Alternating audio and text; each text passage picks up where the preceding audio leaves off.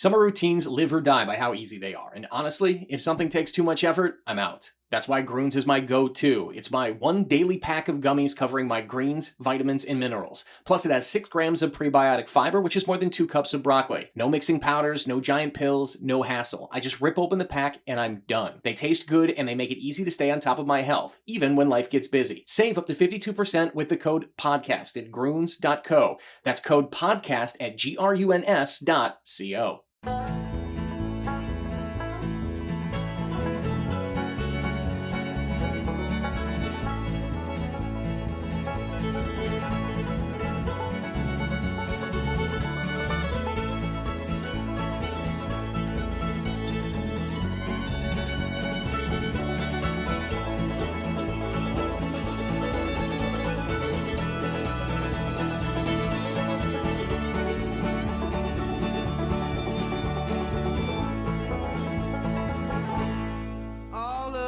All right, welcome back to Worst Seats in the House. Michael Russo live from the Italian Riviera. One day before we're going to the French Riviera.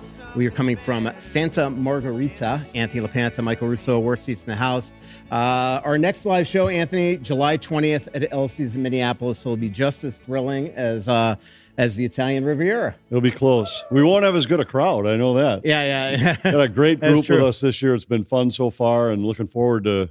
I think they've been saving up questions until now. Yeah, definitely. 47 of our closest friends are spending this Friday night here in this pod before hitting the town here and having a great Italian meal. Anthony, today some of us went to Portofino, some of us went to Cinque Terre, some did both. You went to Cinque Terre, went to a pesto making contest, and people told me there was a big story that happened up there. I thought clearly that the instructor was going to tell you that this is the worst pesto that's ever been made. No, but well, apparently it's funnier than that. Well, yeah, I think so. We had the pesto was great, and the experience was great, and I think my pesto was really good actually. But unfortunately, nobody will know because I accidentally left it in a gelato shop in the next town over. So the pesto will have to just live in the little sample taste that we had ourselves. It was fun. I had pesto all over myself, my face, the pole for our canopy. Got a little bit on Simon and Patty because I had basil spraying everywhere while I was making this pesto. The biggest thing I learned from this entire trip is that pesto doesn't just have to be green. Peter, our local guide on pretty much every tour we've ever done, taught us that. Yeah, although he doesn't really know what he's talking about. Is that right? Did that turn out to be wrong? Yeah, we've proven that to be true. He was trying to tell me that the way we made it was wrong today. And this is the birthplace of pesto. That's why we went to this place. And it was great. But the other part of so while I was in a full sweat because I was working so hard to make pesto, Simon Schwab, one of our guests, was busy dancing with the Australian women at the table behind us and actually won a dance contest at the pesto making thing. And I don't know what he won, but he got a bag of like pasta or something, I think, wasn't it? What was it? What did you win? No, we all got wine. What did you win in the bag? He got pasta. We all got wine for tying for first in the pesto contest, apparently. But unfortunately, my wine is in the same gelato shop because it was in the bag with my pesto. So and didn't you lose all your swag too? Yeah, I did. A couple aprons and I don't know what else was in the bag. Kind of shocked that you haven't gone back there. It was considered for about a second, and then we just decided to let it go. But Margot, you'll notice, hasn't made it down here yet. I think she's still angry about the loss of the pesto and the aprons. And we're sampling great Barolo tonight with the fans here because we stopped at Docio. That was amazing. In Piedmont and Barolo country yesterday. So I thought the pesto was going to be a great accompaniment for this. We were going to sample it. It was going to be terrific. Have a little bread, some pesto, and instead... all we have to remember is the video of Simon dancing with the Australian guests at the table next to us. Yeah. This has been an amazing trip so far. Started off in Como. We all had travel delays getting here. Some more than others. I was on a 7-hour one. You were on a couple hours. And then, so we went to Como, went to Bellagio, Verona yesterday. Went to the great winery that you talked about. We'll discuss more of that soon. And now we're staying at an incredible hotel here in Santa Margherita. It's unbelievable how hard everybody worked the second we got here. The entire staff essentially went and brought our bags in They've set up this incredible room for us with a bunch of different snacks over there as well. So really excited at that. They are multitaskers because it was Yeah. the same people lugging our suitcases in that were cooking us crazy. dinner and serving Yeah. us wine last night. Yeah. So you got to be, bless Yeah. you, Ken. If you're holy crap. Yeah. He was only allowed one question tonight. That might count as his question because he just sneezed for 30 seconds consecutively. My God. Most people with that sneezed out loud would know to leave the room, but no. Yeah. Right. The rest just wish you would have left the room. Jeez. We all have COVID right now. Just to give a little plug to this incredible hotel because this room is awesome that they set us up in. It's a Hotel Mediterraneo emotional something or other. Emotional spa. Yeah, there you go. I just went to the spa right before the show, so I'm emotionally stable now. Nice, very cool. Yeah, Simon did come down there. I was doing a little workout before I went to the sauna and relaxing pools. Simon did try one set of ab wheels. I think he did 3, and I don't think his abs even started to flinch, and he gave up and just jumped in the pool. So he's not emotionally stable. No, exactly. And how was that place down there? It was great. Yeah. Yeah. The sauna's hot. It was great. They had a Turkish bath and then had a couple different temperature pools. It was great. Yeah. The women were really confused with what was happening down there. They thought I was nuts and then thought it was really strange that I walked upstairs without shoes on because I didn't want to put my wet feet back in my gym shoes. And it was only about 95 degrees out today with humidity, so it was kind of a and it was sauna about out there. 105 down there. So besides the pesto, what else did you guys do today in Cinque Terre? Cinque Terre was great. We nearly saw a brawl between Peter and our local guide. That was entertaining for those of us that were there. As for those that don't know, Peter's our guide on almost every trip. He's from Austria, but he's a European history savant, and about 60% or so of the stories he tells turn out to be true. But in each of these cities, we pick up a local guide, and today we had a guide. We were required to have a guide in Cinque Terre, the 5 cities, and she was great and was really just trying to help us. But Peter had a better idea of where we should go, where we were supposed to go, which way the trail led, which way the next city was, what time the train left. And she just kept shaking her head, "Mamma mia, and It must be something about Peter because today in Portofino, Matteo wanted to take us on a little tour, and he said if I was Peter, we would go up those stairs right there. Yeah. But instead, we're going to do the easy way here. Right.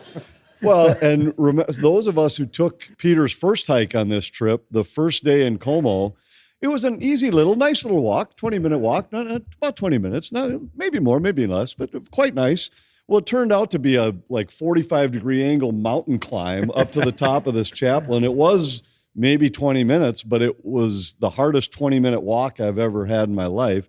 And it was, let's just say his description of it might have been a little off. But then while we were at the top and we were discussing the history of Como and the lake, he got into an argument up there with some local about where Mussolini was captured and where he was killed. And the term fascism, he thought it came from sweeping the crap off the sidewalk. And she said, no, it's from the twine that holds a broom together or something like that. But it was...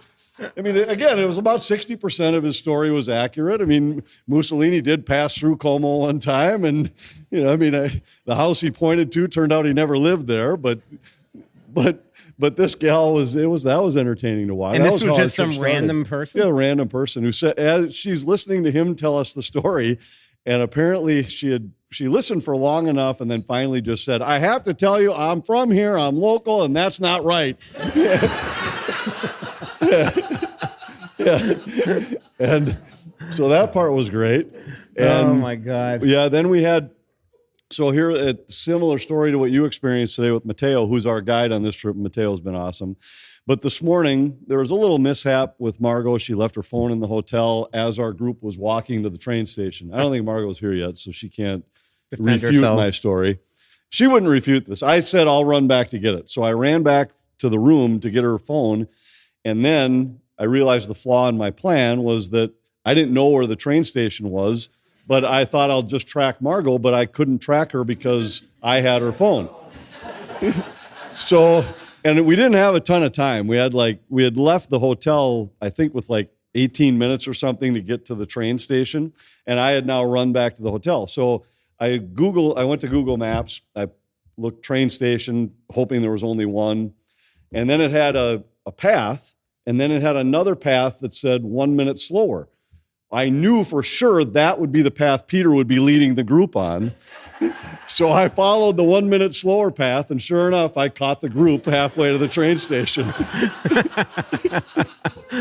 Yeah. Now Peter had a reason for it. He said that path didn't go up steps, so he took the longer route he always has a reason.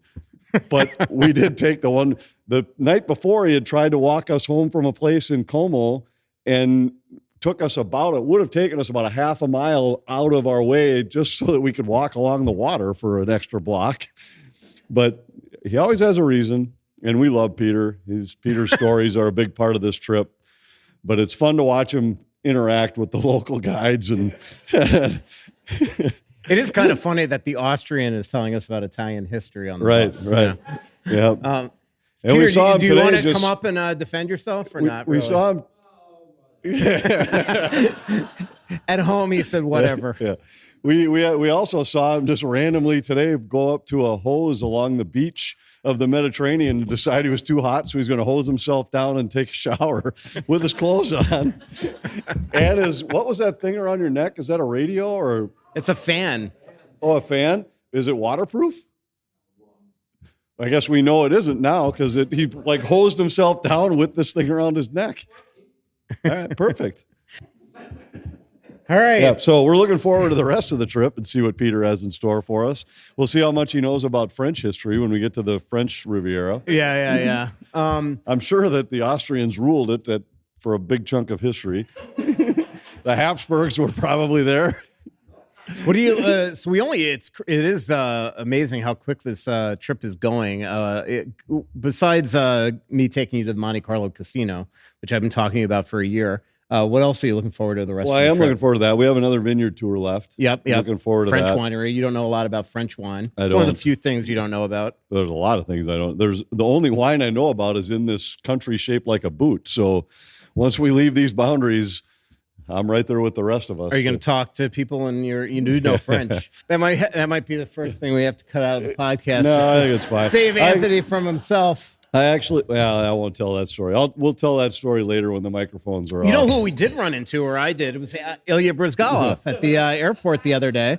Yeah. He was on, coincidentally, your flight out of Philly that was delayed 2 hours. Yeah, a couple of our guests were right next to him on the plane, I think. So all of a sudden, I see Brizgalov, and I came running up to him, and he introduced me to his family. He's out on an Italian vacation right now as well. Just got his final check from the Philadelphia Flyers. Just remember he was bought out. Might have been bought out before he even got to Minnesota, if I remember correctly, right? I think he was. Yeah, so he just got his final check from the Flyers. So he's apparently on a little bit of a trip. Reminding me of the story in Phoenix. I don't know if you want to tell that one. Yeah, we can tell that one. It was we were at the Yard House. Ilya was having no, that's a different story. The Brizgalov story was that he was having a tough morning skate. Yes. But we were talking about it at lunch at the Yard House. We were, but at morning skate, we were watching him, and it might have been a 50-50 proposition on a shot on goal, whether he'd make a save. And on the blocker side, it was 5 out of 6 were going in.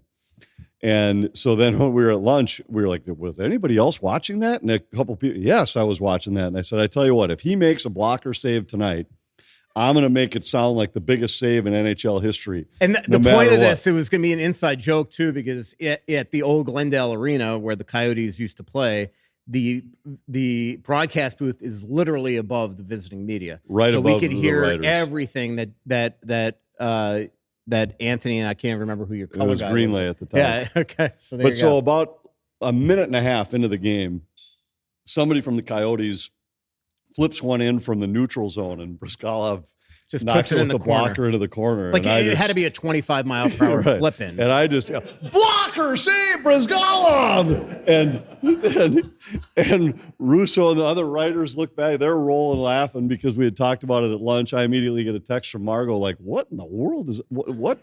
Like, and then I look at my Twitter account back when I had TweetDeck, and it was like I could see everything the fans were saying, and they were all discussing like, "What the hell was LaPanta doing?" Like it was a nothing like thing, and it was all because of that. So I haven't told Briz that story, so hopefully he's not listening to the podcast. So you had the 2-hour delay because of weather, right? It was bad weather in Philadelphia. Dude, you wouldn't believe what we went through. So I don't even know if we like told you the story. So we board normal time and we get on this plane, and there's probably about a dozen of us coming early.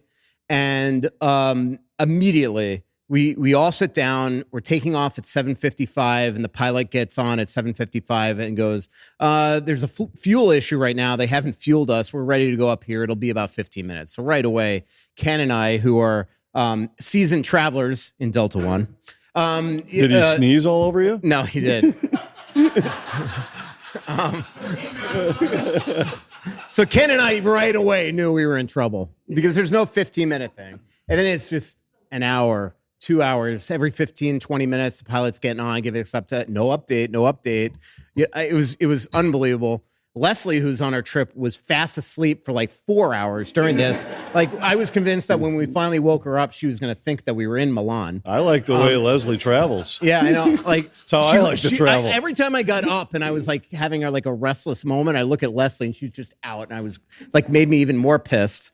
So anyway, so all of a sudden, like, I go on Twitter and I notice this is not just us. Okay, this is like the entire airport. And then finally, the pilot comes on and says it's a fuel pump issue with the entire airport, and we have no update. So now, all of a sudden, now I decide I'm going to try to go to sleep. I'm woken up by them putting fuel into our plane. And so now I'm like, all right, this is good news.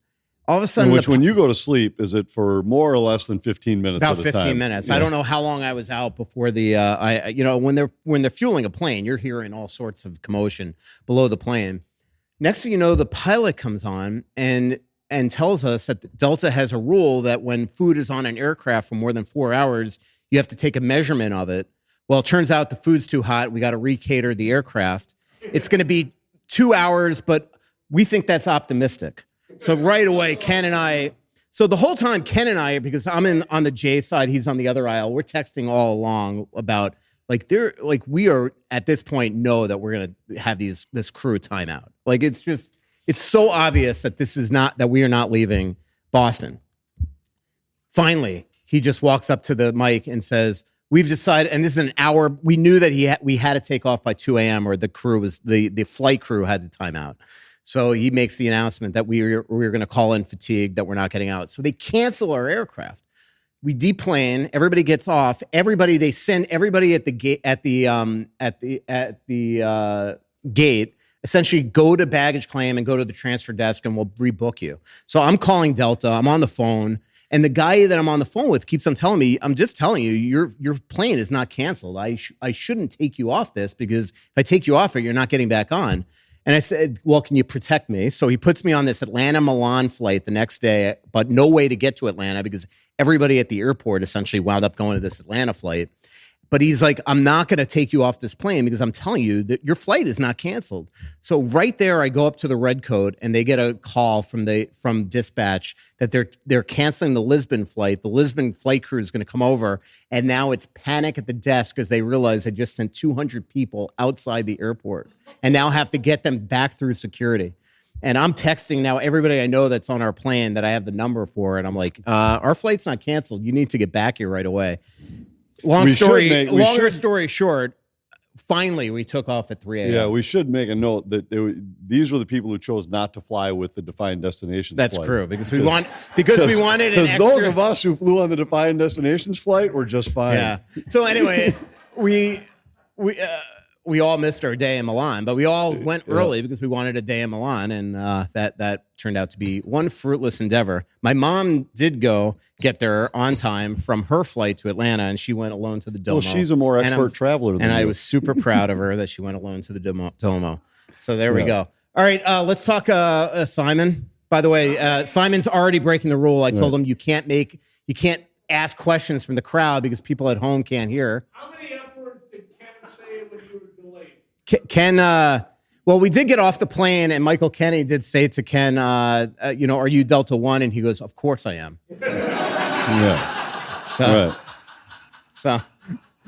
that was the best part of it. I bet he wasn't Delta One on the flight. The other funny thing that happened is they have a Delta One lounge at that airport and a Delta Sky Club. So we all go up there, but the four of us that were in Delta, it was four of us. It was you, me, and the Bornsteins, and I feel like it was just us four. So all of a sudden they go left and we just go right into like a 5-star meal, 3-course dinner before the flight. And I didn't eat because I figured we're going to eat on the plane. And then next thing you know, at 3 a.m., we still haven't eaten. So I was still just thinking here. at the start of your story about Leslie being able to sleep, because I can relate to that. I like it. But Margot's still not in here, I don't think. So I can tell this story too. I got in trouble today on the train ride from Cinque Terre, which was, like 35 minutes, something like that. I think I slept for 34 minutes and 15 seconds maybe. And other than the 45 seconds when she elbowed me in the middle of the ride saying, "You are snoring and people around you are bothered." No. And it doesn't take me very long to fall asleep. So I love people who travel like I do. Get in the seat, close your eyes, and let her rip. You've heard me talk about the Onyx Hunt app on here for years. Well, make sure you download the Onyx Fish app as well, because before you even pull the boat out of the garage, you can sort lakes by species, trophy potential, and keeper potential, so you're not just guessing and you're going out with a plan. You could also use the Onyx Fish app to filter walleye, bass, panfish, whatever you're chasing, and see species abundance and size data so you actually know what's in the lake before you launch. Everything you need to get there and get on fish is all in one app. Boat ramps, lake access points, public versus private land, points of interest like bait shops and camping. It's all built into the app. No more scrambling around 3 different apps or outdated reports. Onyx Fish gives you the proven fishing area data and local insights that used to take years to learn. So you could do a decade of knowledge all in about 10 minutes. So download Onyx Fish on the App Store or visit onyxmaps.com/fish. Spring fishing is here. Go find a lake you've been driving past for years and finally find out if it's worth the launch. I've talked about Lucy before because my friends keep telling me it's their new go-to pouch. Well, here's the update. Now it's even easier to try because you can grab Lucy at Quick Trip. A bunch of them have tried them all, and now Lucy is their new go-to. They call them top-notch lip pillows, and honestly, they say it's the best pouch experience they've ever had. The flavors are strong and actually last. Mint, apple ice, mango, espresso, berry citrus, and apple cider. Not sure where to start? Grab the 6-pack and try them all. And the real difference is Lucy breakers. Each pouch has a little breaker ball inside. Bite it, and you get an extra burst of flavor with a smooth nicotine kick that lasts longer. Lucy is smooth, long-lasting, and doesn't dry out. Give them a try. Get 20% off your first order when you buy online at lucy.co/worstseats with promo code worstseats. That's lucy.co/worstseats with promo code worstseats. And if you don't want to wait, check out their store locator to find where you can pick up Lucy at your nearest Quick Trip today. Here comes the fine print. Lucy products are only for adults of legal age, and every customer is age verified. Warning, this product contains nicotine. Nicotine is an addictive chemical. All right, let's talk hockey. People at home have waited 21 minutes for that, and I've skipped ahead, I'm guessing. Really, since the last podcast, literally nothing has happened. I think Damon Hunt signed a 1-year, $900,000 deal. Brian will be excited to know that all restricted free agents have been re-signed as of today. Caden Bankier, David Spacek, and Carson Lambos, all 1-year deals. So everything's good there. Anything else? No, but there has been some big news around the league in terms of that affect the Wild and affect every other team in the league. The big one being the Leo Carlson offer sheet that then the Ducks had to match. But boy, you think about how that changed the landscape. Simon, you're not welcome up here yet. You can sit here, but you have to be quiet. So this will be interesting. Yeah. Everybody who's been traveling with this guy knows there's a limit to the silence here. I mean, this is the longest he's been quiet since I've known him, which has been 30 years, 35 years.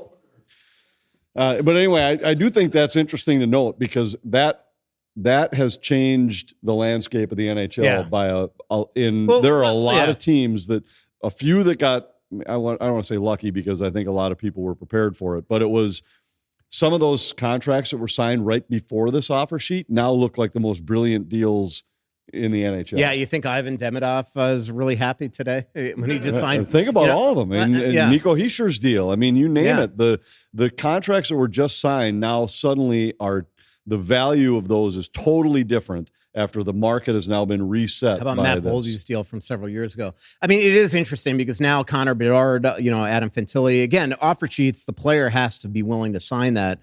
But the one thing that changed with this is, and I do think a lot of this, I don't think this was strictly payback for Cutter Gauthier because everything that we were hearing before this offer sheet was that Philadelphia was thinking about the same thing for Maverick Bourque, and and I would say that when that didn't go through because Dallas traded him to Nashville and they re-signed him, they pivoted. But I think they were very happy knowing this would probably be matched by Anaheim, knowing that they just screwed up their salary structure, made them dump about $39 million in a calendar year. And now they've put themselves in a position where they really now have to, with Cutter Gauthier, coincidentally, after he had a 40-goal season, they're going to have to either change the complexion of their team by trading guys off of it or penny pinch with him. And that's going to be really fascinating to watch. But I think the bigger thing is that what this sets as the precedent, because we've talked a lot about how with the cap going up, these off seasons are different than what you ever could have predicted in the past. And now I think teams are realizing that, like in Philadelphia's case, we'd be better off with this player than 4 number 1 picks because of the fact that right now, having any cost certainty in a world where the cap is going to continue to go up and talent certainty instead of taking a shot at 4 number 1s. I think you're going to see more teams use this as a tool just because why not? The odds of the draft pick working out are much slimmer than knowing what you have in the player. No doubt. And the one thing here is like, this isn't just Philadelphia changing the complexion of the league. I mean, this started with Kirill Kaprizov's contract. Let's be honest. The structure that they use is very much like the Wild structure. I mean, it's a buyout-proof contract. The only difference is Leo Carlsson's way, way, way younger than Kirill Kaprizov and is only a 5-year term where Kirill is 8 years at 29 years old, essentially. And it's going to be, it's just going to be really fascinating how this changes everything now. And it's now made Leo an $18 million player. And let's be honest, he's not that player yet. It's a projection contract. It now changes a projection contract, but also like a portion of the cap contract. Yes. Where by the time it's at the end, it's a smaller percentage as the cap continues to go up. And at the very beginning, it's a huge number. Yeah. It is apples and oranges because it's a different position. These aren't Group 2 contracts, but it changes everything with Quinn and Cale Makar this offseason too. So we'll see where all that goes. Simon, you've been quiet long enough. Yep. Goalies. You can say it. Simon you got to talk into Simon the mic. says goalies. That's a great question, Simon. Simon says goalies. There you go. What's the question? What are we doing with the goalies? How many beers are you in today? That beer is the size of a wine bottle. No, and this is not the first one, as I can attest to that. Yeah. It isn't really even a question. Are you talking about one of the Wild? They have. Are we getting rid of Gus? Are we getting No. rid of somebody? No, we have. Garrett going to the ESPYs? No, he's not going to the ESPYs. In fact, yesterday he didn't even know they were nominated.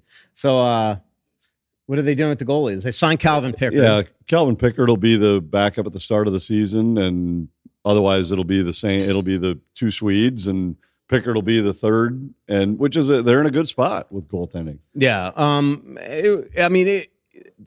they are in a good spot as long as he comes back healthy. I mean, they need Philip to push Jesper. I saw a picture of Jesper recently. He looks like he's having a good offseason, so that's good too.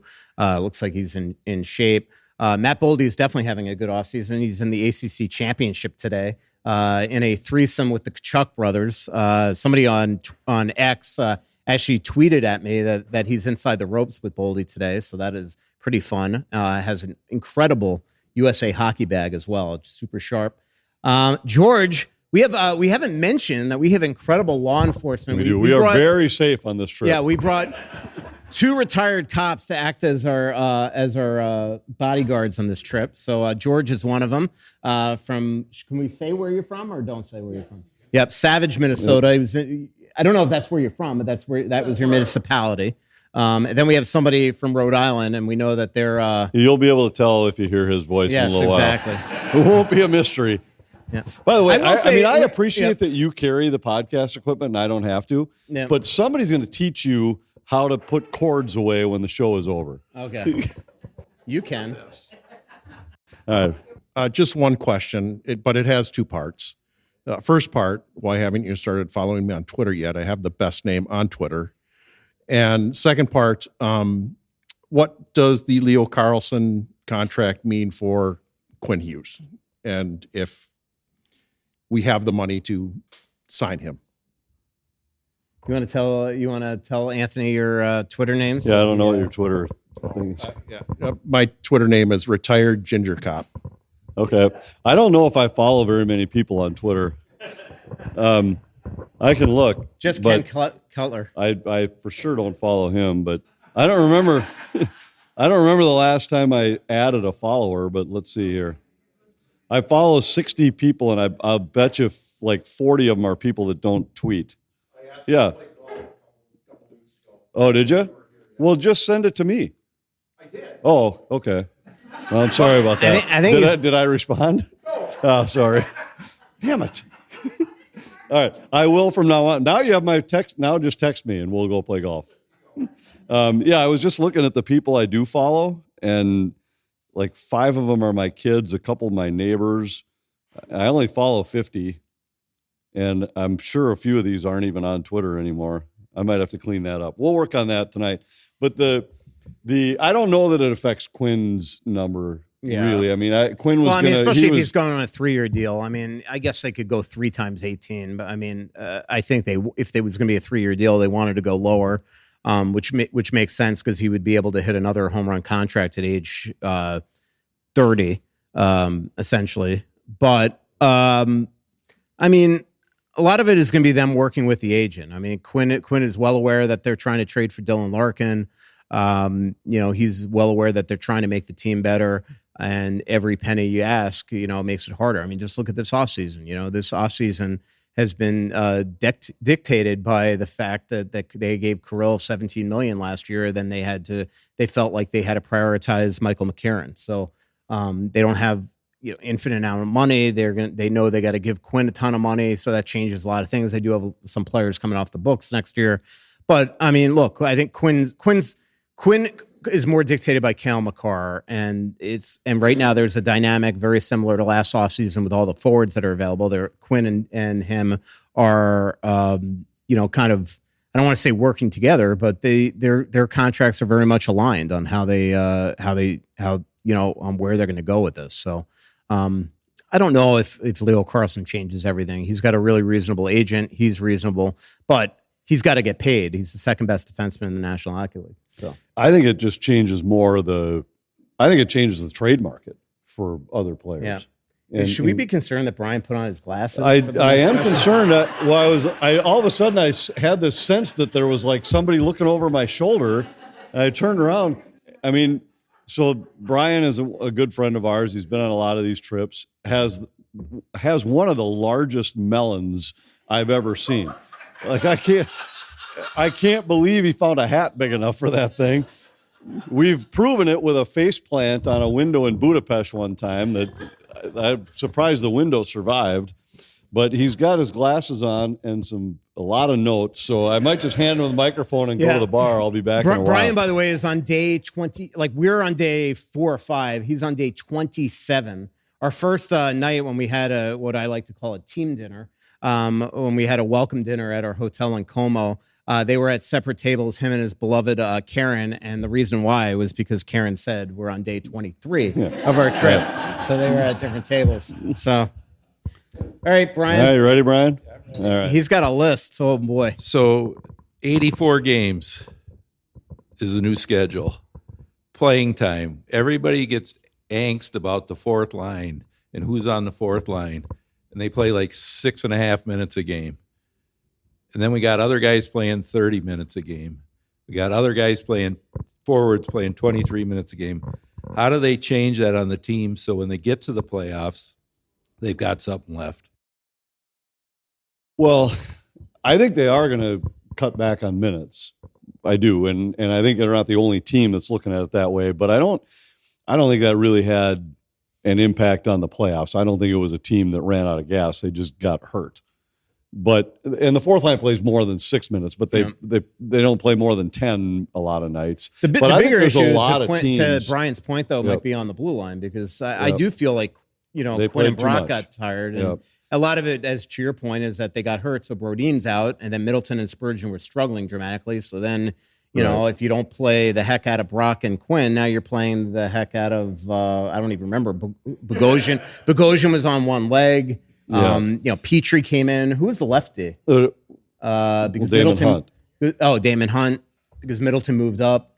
But it was all like the whole league had, because of the condensed schedule, the injury numbers were up all across the league. It is fascinating. The two healthiest teams in the league wound up in the Stanley Cup final together. Yeah, and Vegas was healthy until the final. Yep. And then they got banged up a little bit. But I do think there are, and the Wild aren't the only team that is looking at this year saying we have to rest guys more often. We have to scale back minutes more often. But the other thing is it's 84 games, but they're also moving the start time up almost 2 weeks. So the season gets spread out a little more. There's more off days. There aren't as many. This year there were so many 3 games in 4 nights, 4 games in 6 nights. Next year there's going to be fewer of those. I'm excited about the bye week coming back. Yeah, good to see you got a little hydration there, so now you can ask your next question. Is there any chance they take Eck off the power play because he gets beat so bad in front of the net to have him healthy at the end of the year? No. I mean, he's still one of the best net front guys in the league. And, it's like, I feel like I'm not talking out of turn here, but I was shooting the breeze with Bill Guerin recently, and he even said to me, like, because he sees that fans are worried that could they trade Eck? That I've probably speculated, like, would they ever even put him in the Larkin deal? And he goes, you know what? 1 year he's not going to be hurt come playoff time, and we're going to be all the better for it. Like you're not trading a guy that has such a incredibly good contract with that much term left. But I don't think you could take him off the number one power play when they have such a great power play just because of that risk. And remember, he got hurt this year, not because he just wiped out in the corner, not on an even strength shift, So I don't see it. Well, I think what would be more interesting, Anthony, is like if they get Larkin, how do they align stuff? Now, I mean, I think it's probably easier with Zuccarello gone because you probably put Dylan Larkin in the bumper because he's one of the best bumpers in the league, and now you let Kirill and Boldy kind of roam around. I mean, the other thing about Eriksson Ek is he was the only legit face-off guy they had for most of the season. Yeah, that's a good point. And it might now maybe that can change a little with some of the you could have additions Larkin they had take late. the draws. Right, you could, and even you watch the way that Carolina used Jordan Stahl, who was a great face-off guy, but not necessarily a great power play guy. And if he won the first draw, he'd stay on the ice. If he didn't, he'd head to the bench immediately. And maybe they'd start to do something like that with guys like McCarron or Nick Foligno or something like that with guys who are more have had more success on the faceoff dot. Yeah, that's a good question for John Hines next time we talk to him. If they That would was a ever good question. that. Do you think at any point they've regretted Kaprizov in the last 6 months? We have different opinions because I think no. I think that I don't think they regret it, but I think they are not happy with the way he's playing. I think that's a big reason why Zuccarello is leaving. Anthony's point last week on the podcast about Zuccarello's Kirill's numbers with Zuccarello being roughly the same with everybody else, where Zuccarello's numbers were vastly better with Kirill, but vastly worse with everybody else. I think that has more to do with it. The one thing I will say, I don't like, look, these are human beings. I mean, to me, there's no doubt internally, they're like, wow, if we said no to Kirill and traded him, we'd be flush with cap space, flush with prospects. We'd have a chance to get in on these other guys. But the other side of that is that one reason why, Quinn Hughes wants to stay in Minnesota, one reason why Dylan Larkin wants to come to Minnesota, one reason why Brady Tkachuk considered Minnesota is because they see this team as a really, really good team, not just because of Boldy, Faber, and Quinn, but because of guys like Kirill. But it is interesting, hindsight being 2020. If they had traded Kirill, they'd have a ton of cap space. They'd have other They'd have some other assets. But just look at this year's free agent pool and say, all right, you have more money. Yeah. There wasn't anybody worth going to get. All these 40 trades that happened in the month of June, they would have definitely been able to get. Right. You might have been able to, if you had the assets to trade in addition to the cap. Let's be honest. Like if Larkin wanted to come here now, they would have the assets probably to make that trade. Right now, they are still thinking that there is a path to Larkin, but I still think that the only path to Larkin is if he just says, I only want to come to Minnesota, and eventually Steve Yzerman says, there's no way I can have the captain come back wanting to be traded, they find a third team. And that's interesting. I wanted to ask you what you thought about that, because to me, this feels like, and we don't know what's going on in these negotiations, but Billy has made it clear from minute one that he is always, I put my best offer on the table and that's it. He's said that in deals. He's proven it in deals. So he's clearly made what he thinks is the Wild's best offer. And Steve Yzerman is saying that's not enough. Yeah. But at some point, one of them has to blink. And the reason Guerin would blink would be, do I think my team is better this year than it was last year without making this trade, without throwing another piece in? And for Yzerman, I think that point you just made is the interesting one. Like, this isn't something from which they can recover, like Werenski's situation in Columbus, where they cleared up it wasn't a trade request. It was just, I'm not sure about. Then he comes out and says, I want to stay here. Well, what do you do if your captain has said, I want to be traded, and made it public? I want to be traded. Here are the teams. Yeah, that's tough. I don't know how they come back from that. I think the Wild are really, really hoping that just Dylan just continues on his path, that he wants to come to those three teams, knowing that most likely Vegas and Florida are out right now. If he expands his teams and you start adding a bigger pool, it makes it tougher for the Wild.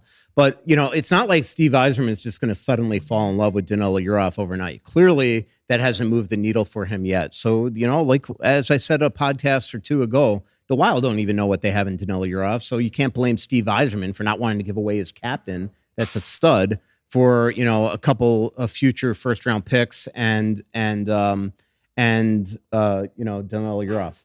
So there you go. Should we really let Brian ask another question? Sure. I mean, you think you're looking for a co-host fee here or something? I need some money. Well, you're retired. You've been in Italy for a month. Okay.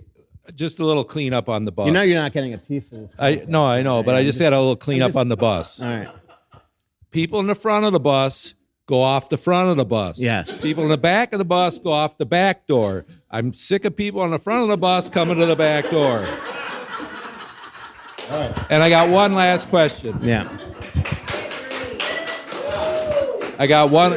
Full disclosure, I asked Brian to make that announcement because it's driving him and I freaking crazy that we are back of this hot bus watching the front of the bus go out the middle door. You have it's like people that are in coach going to the first class bathroom. Well, what is there like a line of demarcation? Like, yes. How many rows up? The first half of the bus goes out the first door. Well, you're right, but where's the line? The second half of the bus goes out the middle door. At the door? So If you're one row in front of the door, you're supposed to walk all the way to the front? Yes. Yeah, I disagree with that. But, and I can say I'm not one of the culprits. I don't walk to the back door, but I'm pretty sure it's Dawn. Yeah, it could be. Yeah. Well, I'm glad you got that hashed out. I mean, we should have Peter do a diagram of where people should leave the bus. We got a whole bunch of other people with questions. So I got a Koivu question. All right. All right. Last question for Brian. I'm just here so Ken can't get the mic. That's But- appreciated. Are they ever thinking of taking down Koivu's number from the ceiling? No. Oh man, Yeah. poor Ken. You got to Yeah. get on an actual line here, Ken. You're getting skipped. Hey, it's Russo for Aquarius Home Services. Yes, we all love summer. That is until your air conditioner decides it wants to take the summer off. If your AC is running nonstop, blowing warm air, or making sounds that definitely weren't in the owner's manual, now's the time to do something about it. Whether it's a $79 AC tune-up, a repair to get you up and running, or it's finally time to trade in and trade up to a new cooling system, Aquarius has you covered. And right now, when you upgrade, you'll get an additional $500 off on top of their summer sale pricing. We're talking savings of up to $3,500 total on a new heating and cooling system, because nobody wants to spend the summer wondering if tonight's the night the AC finally gives in. Stay cool, comfortable, and ready for whatever summer throws your way with a reliable, energy-efficient cooling system from Aquarius. Schedule your appointment today at AquariusHomeservices.com. Aquarius, earning the right to be recommended. And don't forget to tell them Russo sent you. Switching is easy. We do it all the time. We could switch on the lights. We switch TV channels. Some of us even switch our favorite sports teams. Well, that's a stretch. But what's not a stretch is how you could switch and save with Tony Hoagland State Farm. In fact, State Farm agent Tony Hoagland and his team can switch you over so you can start saving today. If you thought your last homeowner's insurance renewal was really high, or it's been a while since you reviewed your coverages, Tony and his team are ready to welcome you to the State Farm neighborhood. With Tony and his team, it's easy to switch and save. You could reach out to Tony's office at 763-421-4900 to start saving today. Again, that's 763-421-4900. A great haircut is always a mood booster, but it's even better when it's convenient too. That's why you'll love online check-in at Great Clips. You just check in from your phone and get a ready next text when you're up next. Plus, with the convenient hours at Great Clips salons, you can get a haircut even when you're really busy. So if your hair and your mood could use a boost, download the app today. Great Clips. It's going to be great. Tim, How you guys doing tonight? good. All I really want to say is I'm thankful that Anthony got hired for the Minnesota Wild to broadcast for us. For How us. many drinks are you in today? Holy crap! No, we no. have kids that listen to this show, Tim. I know. I know. I get emotional. Okay, Yeah. but no, I'm serious. I'm glad that happened. Michael, you're great for writing with them. You both you guys do a great job. Thank you. Now, are we gonna get Larkin? I feel like we've talked about him on this podcast. So they feel. I know. Yeah, you've been doing sign language with Simon, and like you're not paying attention. It's kind of what I do. Like so. Yeah. They feel like there's a path. They're hoping that he continues to say that he'll come here, but I still think. I still think we got to get some food into some of these people. Perhaps somebody should go get a few bottles of water and start passing them around the room. Full disclosure, Anthony and I bought a lot of wine and served it before the show, and that might have been a bad idea. And the Docio vineyard we went to was awesome. Yeah, exactly. They were terrific. Yeah. So I hope you guys are, apparently you Yeah. are enjoying the wine we brought. All right. Patrick, who just turned 20 a couple days ago. Of course, he's not having any wine. No. No. No, actually, he's allowed wine. This is we're in Europe. Only this week on the trip. So my question is more to, we touched on Zuccarello leaving. Is Billy and John Hines worried at all about Zuccarello, Tarasenko, and JoJo leaving and the lots of scoring from Non-Boldy and Kirill?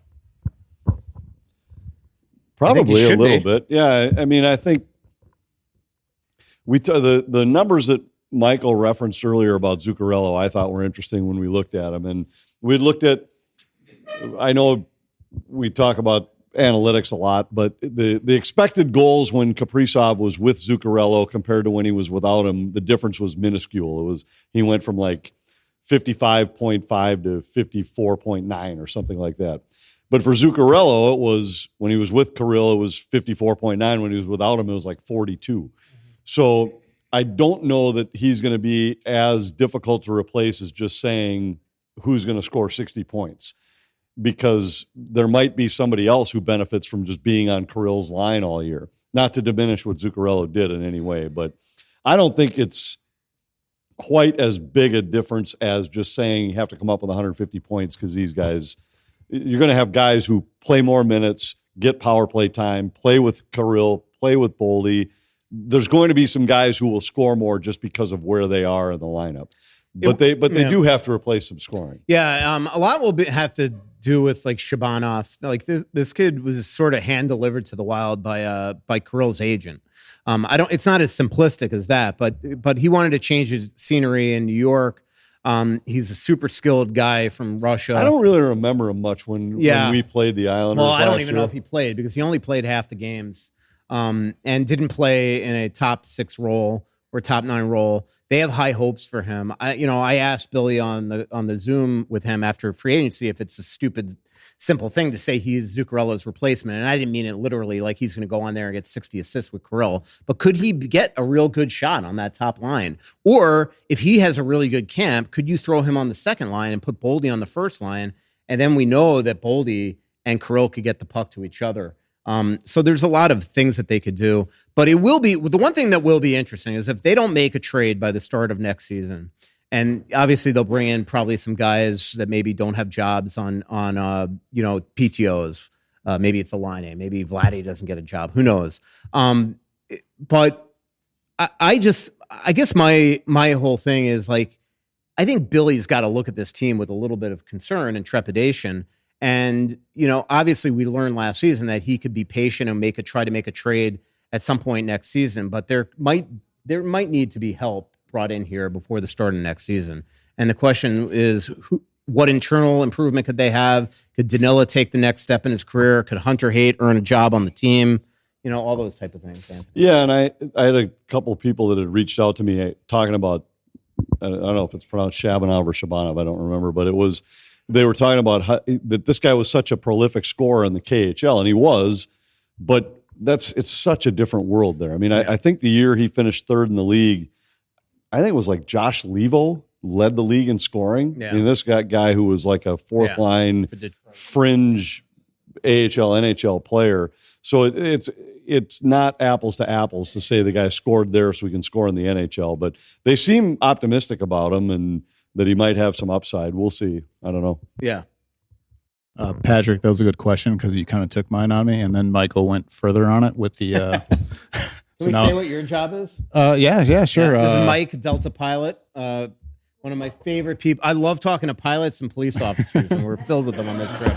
Yeah, I was not super impressed with the fuel delay. I've never seen that one before, but it happens, I guess. Apparently, never happened to me yet, but yeah. Well, I will say. Oh, the one thing, the long story short, then the Lisbon pilots get on and tell us that what happened was this has been a problem all day at Logan. Yeah, we got a little more clear picture. Yeah, we didn't know what was going on. It seemed like he knew more than our pilots, but they essentially had to defuel everybody in the entire airport and put fuel on it. It created domino throughout the day. Yeah, this was a Boston Logan issue. Yes, it was very much just the food issue seemed to be that might have been a Delta issue there, but that's all right. It happens. So kind of as Patrick said, we were worried about the secondary scoring. If we put Boldy and Kaprizov in the same line, are we going to get that same cohesion with somebody else? Also, I mean, do we want to keep running with Hartman as like the number 1 center for Kaprizov? I mean, Urov is showing signs. Clearly, he's got a little more to go. I mean, maybe there'll be a new Russian connection with Shabanov, however we're pronouncing that. Not sure. The problem with putting Urov there is you got to win draws. And if he doesn't come back appreciably better, you can't have your top line center winning 30% of his draws. It's not fair to Kirill. Can Billy hire Koivu to come back and teach people how to do draws? And That's why his number's in the rafters. Right? Yeah, they want somehow, some way to keep Boldy and Kaprizov apart for the lion's share of games, knowing that they always have in their back pocket that they can throw them together. But I don't think you can legitimately expect to be a contender, make a run if I don't know what the percentage of your scoring would come from that line if you put those two together. 50%. I don't see that as a long-term recipe for success. Tammy? Who both her sons work in hockey?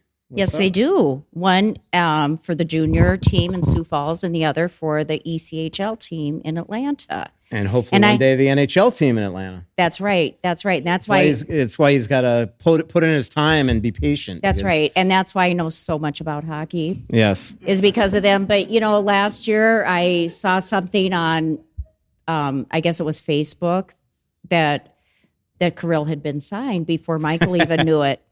And I was told later on that wasn't true, but I think I kind of got your heart rate Yeah, up. we were in Barcelona having tapas, right? And Yeah. all of a sudden she tells me that she just saw the Kirill sign, and I'm in like no man's land. And all of a sudden we looked at, I can't even remember who the player was, but we looked it up, and it was just a Iowa guy that looked like he Kirill. kind of looked like Kirill. That's why I thought it was him. Yeah. So thanks for that. But so now we only had to wait 3 more months for him to actually sign. Well, and now I have to tell you, you didn't hear the scoop first either. I just read on Facebook again today that Quinn signed? That Quinn signed for $18 million for 3 years. Yeah, I'm surprised you don't know about that. Yeah, I know. yet. I'm definitely have not seen that yet. So that's your question. It's good that Thanks we for can coming. have some of our guests break news for you, Michael. Yeah, thanks. I'm just quickly looking at X to make sure. So, any other questions before I throw a couple X questions on here? Oh yeah, we haven't had Ken up here yet.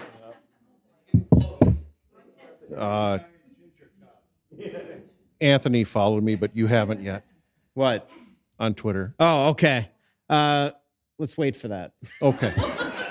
That might be the first guy that I follow that you don't. No, I'll follow you after. Counselor, and Oh, we boy. do have it. No, we know that there was a limit imposed. One question, and what was it? 30 seconds. We allowed him that the question has to be completed in 30 seconds. He's really tried so hard to keep me away. I can't remember if he put a belt around me that it prevented me from coming up or what. But You're lucky that we don't have you wearing a mask right now after that sneeze. So. So first of all, this will be a 2-part question. So that's one question, right, Anthony? I'm looking at my clock. Okay. So first of all, have the offer sheets essentially replaced the July 1 free agency? And number 2, are any of our veterans actually on the trade block? Well, yeah. I mean, it depends what you want. The veterans on the bottom 6. I mean, they have a lot of them now. I mean, Trenyon is on the trade block. Sturm is on the trade block. They feel like if they can get Larkin, that they could trade their way into cap compliance. That's the only thing I can tell you. I think they could probably trade them now if they want to, but those trades would be probably salary dumps or thrown into those type of trades.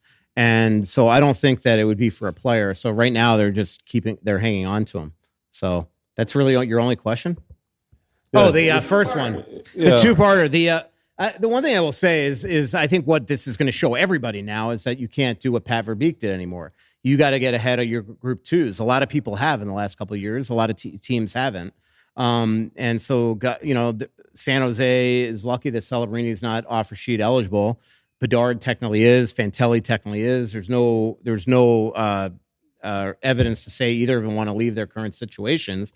But if they're having trouble signing with their current team, sometimes you're using that other team to just get your deal done. That's what somebody asked me last week on the podcast, Anthony. If the Wild had the stones to offer sheet Leo Carlsson, and I said all you're doing in that case is negotiating the contract for the other team and screwing up the salary capture. And there's been very rare in the NHL that an offer sheet hasn't been made where there hasn't been payback eventually. Carolina did it with Kokoniemi. I think they regret that now. When Montreal did it with Aho, but it's been that way for centuries.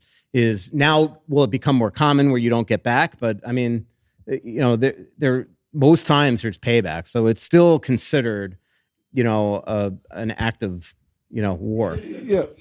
A little. Yeah. Well, but this also changes the league too. Right. Like I guarantee you, there's a lot of GMs that are also not happy right now with the Flyers, And because it changes everything. Yeah, I think what replaces free agency is more teams signing their guys to longer term contracts earlier in their careers because they want cost certainty.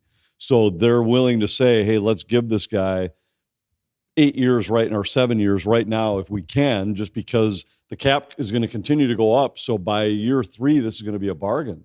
And therefore, there just weren't free agents out there. And that might continue. And teams might just start to say offer sheets is the best path to try to acquire somebody. You really can't. I don't think teams can do it just to initiate a war or for payback or thing. I mean, I think the risk is too high. Yeah. Although I think the Flyers are perfectly delighted after the way that Cutter Gauthier, basically forced his way off that team. Because the byproduct of this now with Anaheim is that now Cutter Gauthier, his contract either has to be lower than he wants, or they're going to have to trade guys to become, compliant. Patrick, last question of the show. We'll throw a couple X questions out there and then let everybody go on with their incredible last night here in Santa Margarita. For sure. Just touching on the offer sheets again, was there any thought of Anaheim to just take the 4 picks and then re-offer sheet either Fantilli or Bedard? Well, again, maybe they made those calls to their agents and they were told Fantilli has no desire to do something like that. The player has to sign the offer sheet too. It's not just a team can offer it and there's the offer sheet. The player has to sign it. Exactly. All right. Jimmy wants to know margarita pizza, culinary delight or just lazy pizza? We'll bring that to the crowd. What do you think? Great pizza. Yeah. If it's at the right place, it's terrific pizza. Yeah. All right. Let's see. Somebody says, Anthony, you're taking too many vacations. Well, it's just because you're on the golf course a lot. No, well, I've been to Italy twice now this year. I've been lucky. Yep. I know you really can't answer this any definitively, but any update on TV broadcast plans with the Wild? I could tell you that I talked to them literally 2 days ago in Como for a while, and it's still nothing's finalized. Everything can be changed. I think it's well known. We've talked that they're trying to go with a linear thing with everything from streaming over the air to cable, but nothing's definitive, right? Other than we think that you're the play-by-play guy. I hope so. If you're not, Joe O'Donnell's hosting this podcast next year. No, you've talked to him more recently than I have, which I know is not a shock to anybody in the room. But I think it's going to be finalized soon. They're going their own route with taking the broadcast over in-house, and I think they'll have all the details. I think an announcement is probably coming pretty soon. I thought it would be done by now. Yeah, we're getting up against it. I mean, it's 2 months and a week away from a preseason game, so this is, I think, a lot later than they were hoping to have all of this resolved. Yep. This person asks, any word on Patrick Laine and the Wild? Before free agency, I thought the Wild had interest in him. Right now, I think they backed out even before free agency started. They really never pursued him. Obviously, if he's unsigned come August, maybe things change if they feel like they need another scorer. You think his opinion has changed about coming to Minnesota? No. Well, if he doesn't have a job, maybe. Yeah. Remember a couple of years ago, he didn't want to come to Minnesota and chose Montreal instead. Yeah. As if he was saying like they're closer to contending than Minnesota was. Yeah. Let's see. 2 more. With all the player GMs and executives, who's your guess for most likely to turn executive from ex-players? What characteristics makes for a good player to turn executive? You're talking about current players? With all players, GMs, and executives, who's your guess? I don't know. Foligno? Walls would do it. You would have done it by now. Yeah. I did send Walls a picture of my key to this hotel because it's his old uniform number. And he's been... oh, perfect. Now everybody knows what room to charge their drinks. But you have to know Walls' number to do it. So yeah, exactly. I would assume everybody in this room's got that down. Last question of the show, and we actually, this is an interesting one, and hopefully you're probably not up to date with this. Thoughts on the Canes Cup engravings. Have you seen this yet? No. So Tom Dundon not only put his name on the cup, but his wife and all of his kids. There are 7 Dundons on the cup. Oh, boy. Left equipment trainers off that have been there forever. And obviously, look, it is up to the owner, but it still's got to be approved by the NHL and the Hockey Hall of Fame. But this is an iconic cup. And I don't care if you're the owner of the team. You don't own this cup. It is absurd to me. You know, like did none of them have a role with the team? None of them. Like the Violas, Yeah, like then his that's kids aren't. They ridiculous. are technically they have jobs with the team. That there have been situations before where that has happened, but this is absurd. I mean, he has grade schoolers on the Stanley Cup. It's beyond belief. Yeah. So there's my thoughts. I agree with your thoughts. Yeah. Ken, I know you don't like that. All right, awesome. Well, thanks for everybody for coming on this trip. It always is amazing. Thanks for Michael Kenny and Define Destinations for putting it on. We're doing a Croatia yacht tour next year, and we're pretty much sold out. So close. Yeah, there you go. Yep. Once the dolls Boy, sign if up, you're we'll be sold out. Yeah. The doll. There is a contingency that was discussed last night. Do you want to share it? No. It was an agreement. The dolls were there. We had an agreement. No, it's not happening. We'll leave that for discussion later. But not only we want to thank all the people coming to the podcast has become one of the highlights of this trip to just get a chance to chat with everybody on these. We usually do it at the end. We're in the middle this time, but thank all of you guys for coming and hanging out and chatting wild hockey in the middle of the summer. That's great. That's awesome. Even though it's unbelievably hot, but it'll be a lot cooler in Croatia. That was awesome. By the way, some of those yachts on the water today were just spectacular. Yeah. So I cannot wait to get to Monaco and see some of the yachts in that marina. I did look up Craig Leopold's yacht, and it is down in Sicily right now. Right, but there are some times where you have had limited success when being the guy that was the advanced planner. Yeah, but I'm saying that. No, I'm just saying I've already advanced planned for our day off. We're going to the Monte Carlo casino. That's going to be part of my question. Yeah, is because when it's been your responsibility to pick a place, to make reservations, whatever, sometimes details fall through the cracks. In this case, you've wanted to go to this casino, and you were supposed to research the dress code to make sure that we brought. Yeah, I don't think that you need a sports coat anymore. Well, yeah, but don't think. You have to know. Yeah, as long as we go before 2, before 2, we can wear even. Can we wear shorts? I think before 2. Right. After 2, you just have to dress as long as you've. We are going. Margot is very excited about this. She is. That I'm taking you to the Monte Carlo casino. Well, I'm excited about it too, but I have a limited confidence that we might show up at the door and all of a sudden the guy says, wait, you can't come in dressed like that. Then we'll go find something else to do in Monaco. All right. There we go. July 20th is our next live show. That is at Elsie's at 7 p.m. So hopefully everybody coming on out or we could have a reunion of this group. That'll be awesome. Oh, yeah, Brian Dahl. So did you know this? So in Bellagio the other day, so there's a very funny joke.